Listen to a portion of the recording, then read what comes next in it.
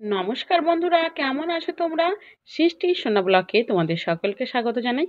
আজকের যে রেসিপিটি শেয়ার করব সেটি হলো সবজির পনির। আমি এখানে সবজির মধ্যে নিয়ে নিয়েছি ব্রোকলি। আমি এখানে একটা মিডিয়াম সাইজের ব্রোকলি আর নিয়ে নিয়েছি 4টে মাঝারি সাইজের আলু, একটু ছোটো ছোটো ঘুগনির মতন করে কেটে। এখানে আমি বড় একটা সাইজের টমেটো নিয়েছি, ধনেপাতা নিয়েছি, আদা নিয়েছি। এবার নিয়ে নিয়েছি ক্যাপসিকামের কয়েকটা টুকরো। এবার প্রথমে আমি এখানে কড়াই গরম হয়ে গেছে, কড়াইতে দিয়ে দিয়েছি পরিমাণ তেল। এবার অল্প লবণ আর অল্প হলুদ দিয়ে দিয়েছি, হলুদ গুঁড়ো দিয়ে তেলটার মধ্যে খুব সুন্দর করে মিশিয়ে নিচ্ছি।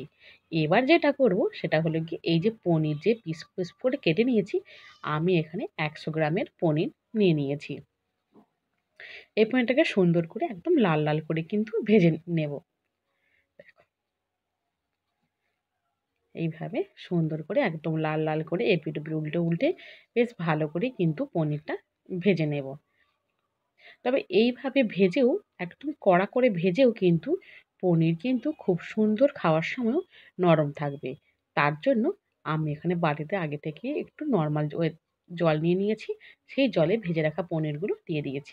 এবার পনির ভাজার পরে যে তেলটা ছিল তাতেই দিয়ে এলাম আলু, পরিমাণ মতন লবণ আর দিয়ে দিচ্ছি হলুদ গুঁড়ো। এবার এটাকে দিয়ে খুব সুন্দর করে ঠিক যেভাবে আলু ভাজা হয়, ঠিক সে একই রকমভাবে আলুটাকে একদম লাল লাল করে কিন্তু আমি এখানে প্রথমেই ভেজে নেব। দেখো আমার এখানে আলুটা কিন্তু একদম লাল লাল করে ভাজা হয়ে গেছে। এবার আমি আলুটাকে তুলে নেব। যে তেলটা রয়েছে এতেই দিয়ে দিচ্ছি ব্রোকলি।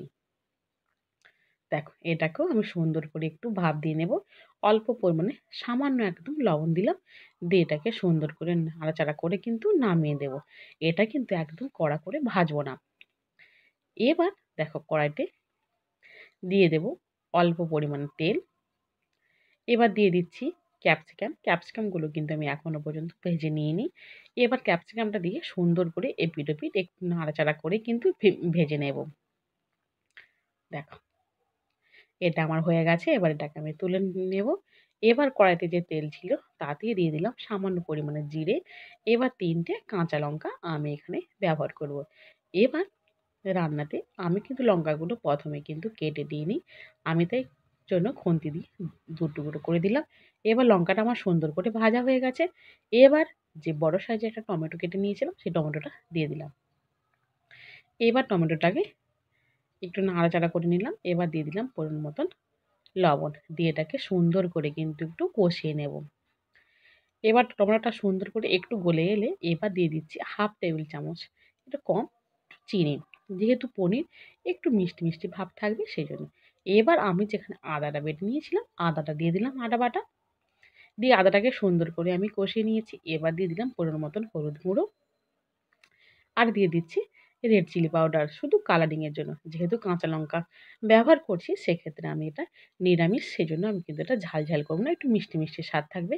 জিরে গুঁড়ো, ধনে গুঁড়ো দিয়ে, যেহেতু এটা শুকনো মশলা, এবার যে পনির যে ভিজিয়ে রেখেছিলাম যে জলটাতে, সেই জলটাই আমি এখানে ব্যবহার করব। ব্যাস জলটা দিয়ে সুন্দর করে মশলাটাকে কিন্তু কষিয়ে নিতে হবে।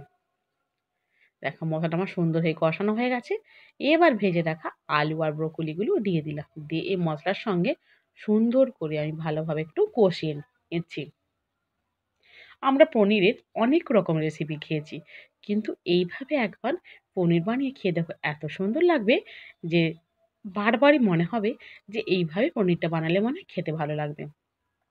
আর শীতের সময় আমরা বিভিন্ন রকমের সবজি পাই, আর একবার এইভাবে ব্রোকলি দিয়ে পনির রান্না করে খেয়ে দেখো, এত সুন্দর ভালো লাগবে যে বারবার মনে হবে যে বাজার থেকে একটু বকুলি আর পনির থাকলে ব্যাস মনে হবে যেন নিরামিষ খাওয়াটাই বেশ ভালোভাবেই জমে যাবে। দেখো, আর আজ একাদশী, সে একাদশীতেও আজকে আমার এই নিরামিষ রেসিপিটি অবশ্যই কিন্তু কাজে লেগে যাবে। এবার দেখো তরকারিটা আমার সুন্দর করে ফুটে গেছে। এবার ওপর থেকে ভেজে রাখা ক্যাপসিকামগুলো দিয়ে দেবো, দিয়ে একটু নাড়াচাড়া করে নেব। ক্যাপসিকামগুলো কিন্তু খুব বেশি সেদ্ধ করব না, তাহলে ক্যাপসিকামের যেটা সুন্দর গন্ধ সেটা কিন্তু আর থাকবে না। দেখো আমার কিন্তু তরকারিটা পুরোটাই হয়ে এসেছে। এবার কেটে রাখা ধনেপাতাগুলো ওপর থেকে ছড়িয়ে দিলাম।